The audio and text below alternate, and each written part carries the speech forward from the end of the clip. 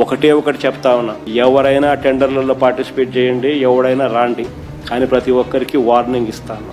రేపు పొద్దున మేము వచ్చిన తర్వాత రద్దు చేస్తాం, మళ్ళీ వెనక్కి తీసుకుంటాం. ఇది మాత్రం ఖచ్చితంగా అందరూ గుర్తుపెట్టుకోమని. ఇంకా విషం కక్కడం మాత్రం వైఎస్ఆర్ కాంగ్రెస్ పార్టీ వాళ్ళు వదులుకోలేదు. ఇప్పటికీ కూడా రెచ్చగొట్టే మాటలు మాట్లాడడం, ఇప్పటికీ కూడా బూతులు మాట్లాడడం, లేకపోతే చంపుతామని నరుకుతామని చెప్పడం. అసలు నాయకులుగా ఉన్న వాళ్ళు కూడా ఎలా పెడతారు పెట్టుబడులు, ఎలా తీసుకొని వస్తారు ఇక్కడ కంపెనీలు, మేము వచ్చిన తర్వాత అది చేస్తాం ఇది చేస్తామని భయపెట్టి ఒక అలజడి సృష్టించే పరిస్థితిలో ఉన్నారనంటే ఒకసారి ప్రజలు కూడా ఆలోచించాలి. ప్రజల కోసమా, లేకపోతే వాళ్ళ రాజకీయాల కోసమా, లేకపోతే వాళ్ళ తాలూకా దురాలోచనల కోసమా వాళ్ళు మాట్లాడే మాటలు అన్నీ కూడా అనేది ప్రజలు ఒకసారి గమనించాల్సినటువంటి అవసరం ఉంది.